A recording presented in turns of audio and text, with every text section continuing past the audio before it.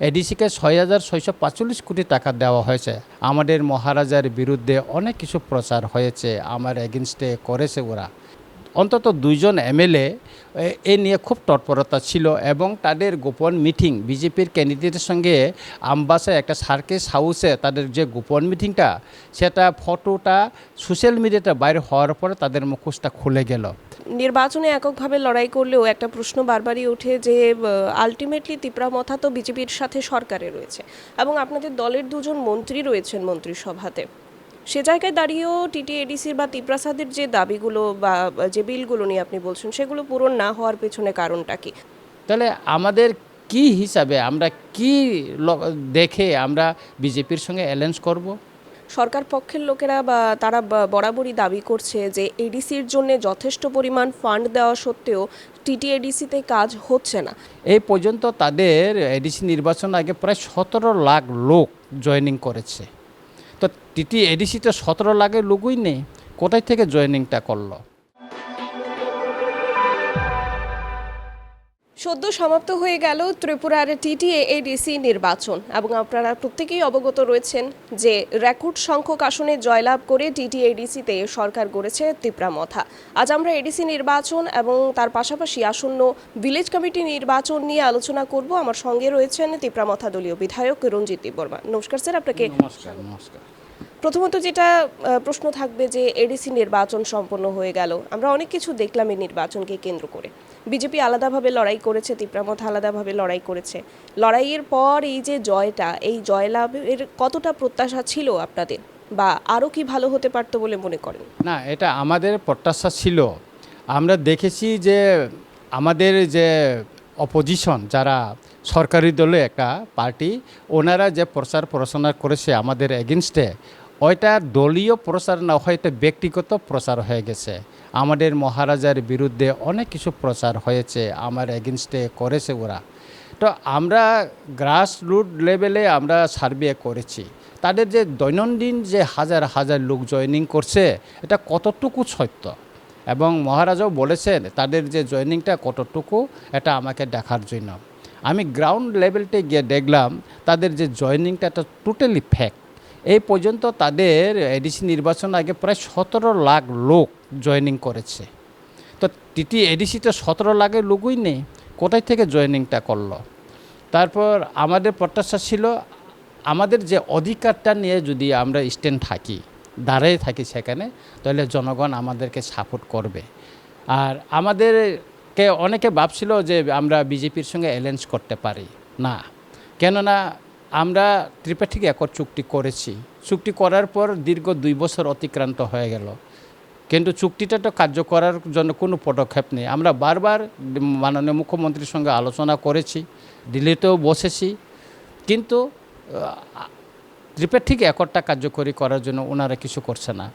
ADC থেকে আপনি ধরুন 37টা বিল, আমাদের কাস্টমারি ল, 2022 সালের ল্যান্ড রাইটসের রেজুলেশন, তারপরে ককবরকে আমাদের ভাষা রোমান স্ক্রিপ্ট লেখার, এই সাবজেক্টগুলি নিয়ে আমরা অনেকবার আলোচনা করেছি, কিন্তু গভর্নমেন্ট এই ব্যাপারে কিছু করছে না। আজকে এডিসি 37টা বিল, এটা যদি কোনো ত্রুটি থাকে তাহলে এডিসিকে ফেরত পাঠাতে পারে।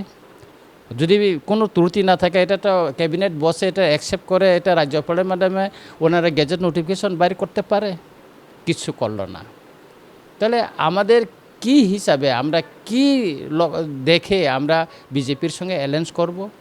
সেজন্য আমরা 2021-এ যেভাবে এককভাবে লড়াই করেছি, 2023-ও আমরা এককভাবে লড়াই করেছি, এবং 2026-ও আমরা এককভাবে লড়াই করার জন্য লড়াই করেছি, এবং 2026-এ বিসি ইলেকশনেও আমরা এই পর্যন্ত আমরা এককভাবে লড়াই করার জন্য চিন্তা ভাবনা নিয়ে মাঠে আমরা কাজ করছি আর কি।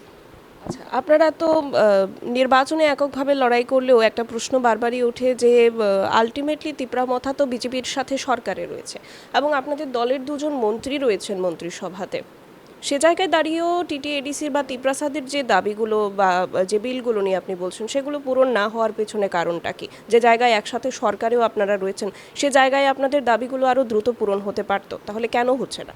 না, সেটাই আমরা দাবি জানিয়েছি। আমরা কেন্দ্রীয় স্বরাষ্ট্রমন্ত্রী মহোদয়ের সঙ্গে আমরা দেখা করেছি, 2025-এর ডিসেম্বরের লাস্ট দিকে আমরা দেখা করেছি। তারপরে মাননীয় মুখ্যমন্ত্রী মহোদয়ের সঙ্গে আমরা অনেকবার এই বিষয়টা নিয়ে আলোচনা করছি, কিন্তু ওনারা কার্যকরী করছে না, করব এইভাবে সময়টা মানে পাস করে দিতেছে।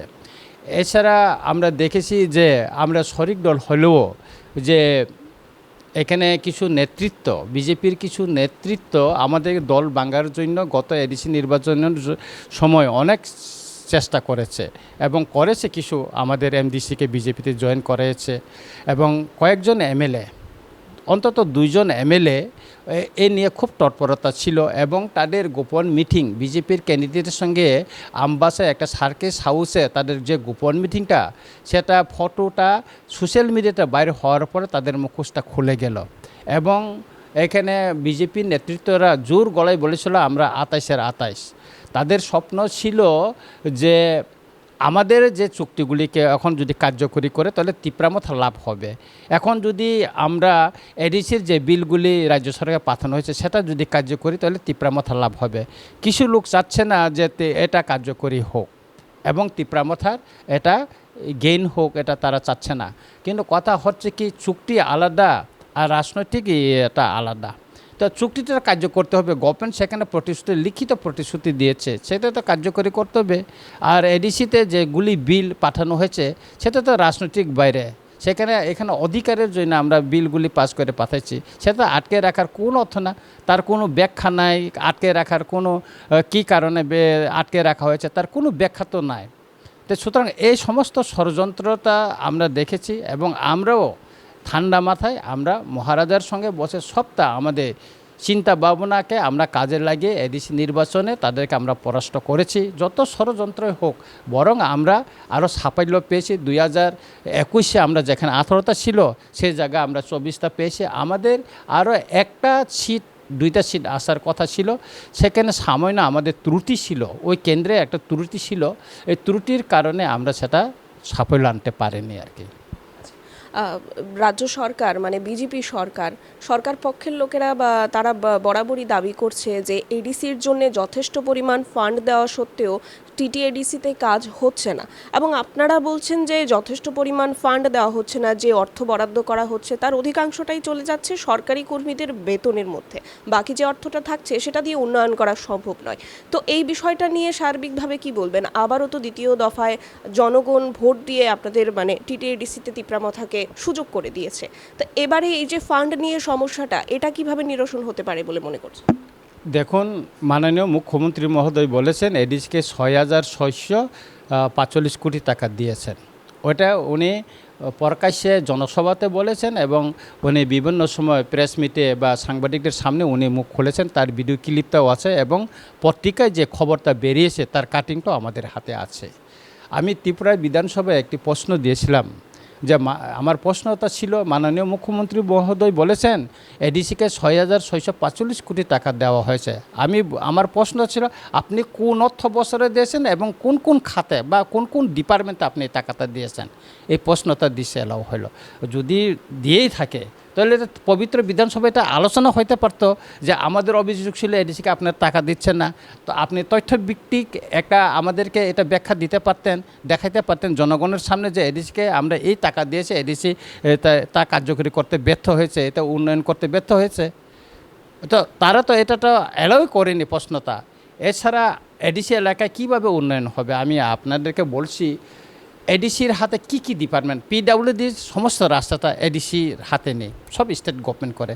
DWS ওয়াটার, জল, এটা তো এডিসির হাতে কোন ডিপার্টমেন্ট নাই, সব তো স্টেট করছে। কারেন্টে বলেন, কারেন্টে কি ডিপার্টমেন্ট আছে? কারেন্টও তো এডিসির হাতে নাই, সব তো স্টেট করতেছে। রেগা কার্ডের মাধ্যমে আপনার ডিএম, SDM ব্লকের মাধ্যমে কাজটা হয়। তো সম্পূর্ণ তদারক তারাই করতেছে। এখানে এডিসির কি ভূমিকা আছে আপনারা বলুন? যে ওনারা বলছে এত টাকা দেওয়া হয়েছে, এত টাকা দেওয়া হয়েছে, উন্নয়ন হচ্ছে না। তো ডিপার্টমেন্টও সবটা আপনাদের স্টেটের হাতে, আপনার এডিসি এলাকার ভিতরে কাজ করছেন, আপনারা তো এডিসির হাতে কোন ক্ষমতাই দিতে চাইতেছে না। তো আপনি দিয়ে দেখুন, যতটুকু টাকা দিয়েছে সেটা আপনি যেটা বলেছেন ঠিকই বলেছেন, যে যে বাজেটে টাকা যায় সেটা বেতনের টাকায় চলে যায়, আর যা কিছু অংশ আছে সেটা নিয়ে তো আমরা ডেভেলপমেন্ট করি। যেমন PWDর এডিসির হাতে কত কিলোমিটার রুট দেওয়া হয়েছে? বছরে 5 কোটি টাকা। 1 কিলোমিটার ব্ল্যাক টপ করতে গেলে আপনার ভালো যদি আজকালটা ইট আর ব্যবহার করা যায়, পাথর দিয়ে যদি করতে হয় প্রায় আপনার 3.5 কোটি 4 কোটি টাকা চলে যায়। তাহলে 1 কিলোমিটার রাস্তা করতে পারবে এডিসি 5 কোটি টাকা। আপনি কেন বাজেটটা করেন? এডিসি এলাকার যে সমস্ত রাস্তার কাজ আছে আপনি এডিসির হাতে হ্যান্ডওভার করে দেন। DWS-এর যে সমস্ত এডিসি এলাকায় আছে ওই কাজটা এডিসির হাতে আপনারা পাঠিয়ে দেন। ওই ডিপার্টমেন্টের কাজগুলি কেন পাঠাচ্ছে না? আজকে ট্রাইবেল ওয়েলফেয়ার ডিপার্টমেন্টে মাননীয় মন্ত্রী মহোদয় বিকাশ দেববর্মা অনেকবার বলেছেন যে উসমুখ হাউসের কিনা হলো গুতলা হচ্ছে, এখানে কেলেঙ্কারি হচ্ছে। আমাদের বিধানসভার একটি কমিটি আছে, এসটি কমিটি। ওই কমিটি মেম্বারটে বর্তমানে আমাদের স্পিকার মাননীয় রামপদ জমাতিয়া প্রমোডিয়াং চেয়ারম্যান সহ আমাদের যে committee member CPM, Congress, BJP, Tipra Motha, আমরা তো ভিজিট করেছি প্রত্যেকটা অনেকটা জায়গায় আমরা উসমুখ হাউসটা আমরা ভিজিট করেছি, দেখেছি সেখানে তো গড় আছে, নির্মাণ করেছে। একটা রিপোর্টটাও লিখতে পারেনি যে উসমুখ হাউস করার ক্ষেত্রে গোতলা হয়েছে। আর ওটা এডিসি শুধু ইমপ্লিমেন্ট করছে, ওই টাকাটা পাঠানো হয়েছে ইমপ্লিমেন্ট করছে, কিন্তু তদারকি করা, এটাকে দেখাশোনা করা সব কিছু তো এডিসির যে কাজগুলি এটা হলো ট্রাইবেল ওয়েলফেয়ার ডিপার্টমেন্টের দেখাশোনা করার মানে দায়িত্বটা তাদের হাতে। এটা তো এডিসির হাতে কোনো ক্ষমতা নাই তা কাজ ঠিকভাবে হচ্ছে কিনা না হচ্ছে কিনা। আর তারা যে অভিযোগগুলি তুলছে যে কেলেঙ্কারি হচ্ছে, গোতলা হচ্ছে, আপনাদের হাতে স্বরাষ্ট্র দপ্তর, আইন আপনাদের হাতে। আপনারা সুনির্দিষ্ট একটা অভিযোগ তুলে আপনারা কেন একটা এখনও ফাইল করতে পারেননি? কেন ভিজিলেন্স আপনারা লাগাইতে পারেননি? হিমত থাকলে আপনারা লাগান। আমরা তো না করছি না, তো আমরা এডিসি কর্তৃপক্ষ তো আমরা তো কখনো বাধা দেইনি যে আপনারা কেস করতে পারবেন না, করেন না। কেন পারছেন না ওরা? এগুলি রাজনৈতিক স্বার্থের জন্য ওনারা প্রচার করে। এই সমস্ত মিথ্যা প্রচারের জন্য জনগণ দেখছে যে কারা সত্যিকারে অধিকারের জন্য লড়াই করছে ত্রিপ্রাসাদের জন্য। সেটা দেখার পরে আমার এডিসিতে এই সাফল্য, এবং আগামী যে বিসি ইলেকশনে সেটা আমাদের আরও ভালো সাফল্য হবে বলে আমরা মনে করি। আচ্ছা, 2016 সালে শেষবার ভিলেজ কমিটির নির্বাচন হয়েছিল, যেটা পূর্বতন বাম সরকারের আমলে। তারপরে 2018-তে সরকার পরিবর্তনের পর এখনো পর্যন্ত ভিলেজ কমিটির কোনো নির্বাচন হয়নি। সুপ্রিম কোর্টে একটি মামলা চলছে, সেই মামলার শুনানিও রয়েছে সামনে। তো একটা সূত্র মারফত খবর রয়েছে যে ত্রিপুরার যে নির্বাচন কমিশন, সেই নির্বাচন কমিশন নাকি সুপ্রিম কোর্টের কাছে আবেদন জানাচ্ছে যে এই নির্বাচন প্রক্রিয়াকে কিভাবে আরও ডিলে করা যায়। বিষয়টার সত্যতা কতটা এবং এই নিয়ে আপনি কি বলবেন? আপনি যেটা বলেছেন তা সত্যি কথা। ইতিমধ্যে ত্রিপুরা নির্বাচন কমিশন তারা সুপ্রিম কোর্টে একটা এফিডেভিট জমা দিয়েছে নির্বাচনকে পিছানোর জন্য। এটা কারণটা ওনারা দেখাচ্ছে ত্রিপুরা পর্যাপ্ত পরিমাণ এখানে আধা সামরিক বাহিনী নেই, এবং এখানে আইনশৃঙ্খলা খুবই অবনতি চলছে। রাজ্যের আইনশৃঙ্খলা নাকি খুবই খারাপ, ওই রকম একটা চলছে। ওই সমস্ত দেখে, এবং রেনি সিজন এটাও কথাও বলছে তারা, বৃষ্টিপাত এখন এই সময় করা সম্ভব না। আর কিছু ওনারা বলতে চেষ্টা করছে যে এখন SIR কাজ শুরু হয়েছে, এখানে কর্মচারী অধিকাংশ কর্মচারী নিযুক্ত হয়ে গেছে, এরকম ওনারা একটা অজুহাত তুলে এফিডেভিট ওনারা করছে। আপনি জানেন যে এডিসি 2016 লাস্ট লেফট ফ্রন্টের পরে আর নির্বাচন হয়নি। আমরা বারবার চেষ্টা করেছি এটা করার জন্য, আমরা আবেদন করেছি। আমরা শারীরিক দল হিসাবে বিরোধী দলে থাকার সময় আমরা এটা আবেদন করছি যে ভিলেজ কমিটি নির্বাচনটা করার জন্য। কেননা নির্বাচিত একটা কমিটি যদি না থাকে সেখানে অনেক কিছু উন্নয়নমূলক কাজ করার ক্ষেত্রে বাধাপ্রাপ্ত হয়, এবং বাইরের যেটা গভর্নমেন্টের যেটা নিয়ম কানুন আছে, নীতি আছে, সেটা সেখানে প্রয়োগ করতে পারে না। যেমন নীতি আয়োগের টাকা এডিসি এলাকাতে যায় না, অথচ এডিসির বাইরে যত জেনারেল এলাকাতে যত নির্বাচন সবটা নির্বাচিত, শুধু এডিসিকে নির্বাচন না করে রাখা হচ্ছে। তো সুতরাং আমরা বলবো যে একটা পার্টি তাদের মানে এখানে নির্বাচনে জয় হওয়ার সম্ভাবনা না দেখে তারা এটা বারবার এটা মানে বিলম্ব করার জন্য চেষ্টা করছে। এই এডিসি নির্বাচনের কারণে আজকে এই ভিলেজ কমিটি নির্বাচন তো হতে যাচ্ছে, কারণ আমরা সুপ্রিম কোর্টে নির্বাচনের জন্য আমরা কেস করেছিলাম। একে হিয়ারিংয়ে বলল যে তারা সামনে কাউন্সিল নির্বাচন, আমরা ভিলেজ কমিটি নির্বাচন করতে পারবো না। তখন তখন আমাদের বলল যে আপনারা কি, তখন সুপ্রিম কোর্ট বলেছিল আপনারা কি কাউন্সিল নির্বাচন আগে করবেন না ভিলেজ কাউন্সিল আগে করবেন। তখন তারা বলে কাউন্সিল নির্বাচন তো আগে করতে হবে। এর আগে আপনার একটা মনে রাখতে হবে, বামফ্রন্ট শেষ হওয়ার পরে কিন্তু 2021-এর তাদের 20-এর পরে কিন্তু আর কাউন্সিল নির্বাচন করেনি এই সরকার।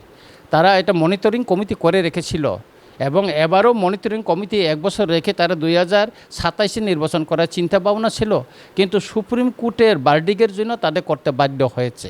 এবং এই ভিলেজ কমিটিও এরকম সুপ্রিম কোর্টের ভার্ডিক্ট থাকার পরে তাদেরকে বিলম্ব করার জন্য এখনও চেষ্টা চলছে। আগামী 28 তারিখ এটার জন্য সুপ্রিম কোর্টে একটা হিয়ারিং হবে যে পর্যাপ্ত পরিমাণ সেন্ট্রাল এবং স্টেট গভর্নমেন্ট ফোর্স দিতে পারবে কিনা। এখন তো সারা বর্ষে কোনো নির্বাচন নাই, সারা ভারতবর্ষে কোনো নির্বাচন নাই, আর TTADC নির্বাচন করতে পারলো বাইরের কোনো ফোর্স ছাড়া, স্টেটের TSR পুলিশ দিয়ে করতে পারলো, তাহলে ভিলেজ কমিটি নির্বাচন কেন পারবে না? এটা তো লজ্জার বিষয়। এটা তো নির্বাচন কমিশন যেটা এফিডেভিট জমা দিয়েছে, এটা তো খুব লজ্জার বিষয় এবং রাজ্যের জন্য খুব লজ্জার বিষয়। কেননা এখানে তাহলে তো এখানে পর্যাপ্ত পরিমাণ ফোর্স নয় না, আইনশৃঙ্খলা অবনতি যদি কথা বলে থাকে তাহলে তো লজ্জার বিষয়। তাহলে এই রাজ্যে কোন আইনশৃঙ্খলা নাই, এটাই তো প্রমাণ করতে চাচ্ছে। এটা তো খুব লজ্জার বিষয়। দেখা যাক, আমরা অপেক্ষা করব এবং আশাবাদী আমরা যথাসময়ে নির্বাচন ত্রিপুরা নির্বাচন কমিশন ভিলেজ কমিটি নির্বাচন করবেন এবং ইতিমধ্যে যে ডিমার্গেশনে ভিলেজ কমিটি ডিমার্গেশনে এইগুলি খসড়া রিপোর্টটাও প্রকাশ হয়ে গেছে। সুতরাং কিছুদিনের ভিতরে হয়তো আমরা আশা করি 28 তারিখে পরে নির্বাচন কমিশন, স্টেট নির্বাচন কমিশন ভিলেজ কমিটির নির্বাচন ঘোষণা করতে পারে। আইন শৃঙ্খলার অবনতির যে প্রসঙ্গটা উঠছে সেই নিরিখে একটা প্রশ্ন থাকবে যে TTADC নির্বাচনের ফলাফল ঘোষণার পর বারংবার একটা অভিযোগ উঠেছে, বহু বিজেপি কর্মী ADC এলাকা থেকে তাদের বাড়িঘর ছেড়ে রাজধানীতে এসে বা বিভিন্ন জায়গায় তারা আশ্রয় নিয়েছিলেন। অভিযোগ ছিল যে তিপ্রামথা দলের যারা কর্মীরা রয়েছেন তাদের দ্বারা তারা বরাবরই আক্রান্ত হয়েছেন এই ফলাফল ঘোষণার পরে। তো এই বিষয়টাকে কেন্দ্র করেও তো যে একটা রাজনৈতিক হিংসাত্মক পরিবেশ কিংবা একটা আইন শৃঙ্খলার অবনতির কথা বলছেন, একটা পরিবেশটা যেটা বিঘ্নিত হয়ে রয়েছে সেরকম একটা আশঙ্কা থেকে যাচ্ছে। তো তারা যে প্রসঙ্গটা তুললেন সেটা কি সম্পূর্ণভাবে ফেলে দেওয়া যায় আপনার মনে হয়? আইন শৃঙ্খলা দেখুন, গতকাল একটা ঘটনা সামান্যর দিকে দেখুন, তিপ্রামথার একটা ভিলেজ কমিটি মিটিং করেছে, সেখানে বিজেপিরা অ্যাটাক করেছে এবং আমাদের মাননীয় MDC হলিউড চাকমা হসপিটালে নিয়ে গেছেন আক্রান্তদের। তো ঘটনাটা কে করছে তা প্রকাশ্যে তারা পুলিশ প্রশাসনের সহযোগিতা নিয়ে এই সমস্ত করছে। আপনি ADC নির্বাচনের আগে এবং নির্বাচনের পরে আপনি দেখুন আইনশৃঙ্খলা ADCর ভিতরে বেশি গণ্ডগোল হচ্ছে না ADCর বাইরে। সমস্ত ঘটনা তো দিল্লি পত্রিকায় পড়ুন, আপনার দৈনন্দিন যে প্রভাতী বাংলা পত্রিকা বাইর হচ্ছে, ইংরাজি পত্রিকা বাইর হচ্ছে ত্রিপুরায়, সবটা তো ADCর বাইরে তো সমস্ত কিছু আইনশৃঙ্খলা অবনতি হচ্ছে, গণ্ডগোল হচ্ছে, মারামারি হচ্ছে, ছিনতাই হচ্ছে, ডাকাতি হচ্ছে, সব কিছু তো ADCর বাইরে। তো ADC এলাকায় কোথায় আইন শৃঙ্খলা বিঘ্নিত ঘটলো আপনি বলুন? আর এটা দেখার বিষয়টা তো রাজ্য সরকারের, স্বরাষ্ট্র দপ্তরের। তো ওনারা ঘোষণা করুক, আমরা আইন শৃঙ্খলা এখানে যে করছে এটা আমরা কন্ট্রোল করতে পারছি না, তারা অসহায়ের কথা বলুক, ঘোষণা করুক। ওনারা কেন পারছেন না? তারা কেন ঘুরে নির্বাচন কমিশনের মাধ্যমে এটা করাচ্ছে? আর নির্বাচন কমিশন কেন রাজ্য সরকারের কথাই নাচবে? কেন এফিডেভিট ডিবেটটা বিলম্ব করার জন্য? তা আর কত বছর তারা চায়? কারণ ভিলেজ কমিটি নির্বাচন হলে বর্তমান যারা শাসক গোষ্ঠীর একটা অংশ তারা নির্বাচনে জয় করতে পারবে না, কারণ তারা ADC এলাকার যে ভিলেজ কমিটি নির্বাচনটা তারা করতে চায় না। তাদের যে দুর্বলতা, তাদের বিরুদ্ধে যে অভিযোগগুলি পাবলিক করছে সেটা প্রতিফলন হবে ADCর এলাকার ভিলেজ কমিটিতে। সেটার বয়ে ওনারা এই সমস্ত নানানটা অজুহাত তুলে এটা বিলম্ব করার জন্য চেষ্টা চলছে। অসংখ্য ধন্যবাদ রঞ্জিত বাবু। আমরা আলোচনা করছিলাম এতক্ষণ ADC নির্বাচন পরবর্তী পরিস্থিতি এবং ভিলেজ কমিটির নির্বাচন নিয়ে। কারণ ভিলেজ কমিটির নির্বাচন যেটা 5 বছর অন্তর অন্তর হবার কথা ছিল চিরাচরিত অন্যান্য নির্বাচনের মতোই, সে জায়গায় আজ প্রায় 10 বছর হয়ে গেছে সেই নির্বাচন হচ্ছে না। খুব সম্ভবত বা খুব সম্ভাবনা রয়েছে যে এবছরেই জুন মাসের মধ্যেই নির্বাচনটা হয়ে যাবার কথা, কিন্তু সুপ্রিম কোর্টের রায় কি প্রকাশ পায় সেটার উপরই কিন্তু এবার নজর টিকে রয়েছে সবার। তো আমরা এই নিয়ে পরবর্তী আলোচনা জারি রাখবো। আপনাকে অসংখ্য ধন্যবাদ রঞ্জিত বাবু। আমরা এই নিয়ে আপনাদেরকে অন্যান্য যে গুরুত্বপূর্ণ আপডেটসগুলো আসবে সেগুলোও দিতে থাকবো। আপনারা অবশ্যই আপডেটগুলো দেখার জন্য চোখ রাখবেন খবরের প্রতিবাদে। নমস্কার।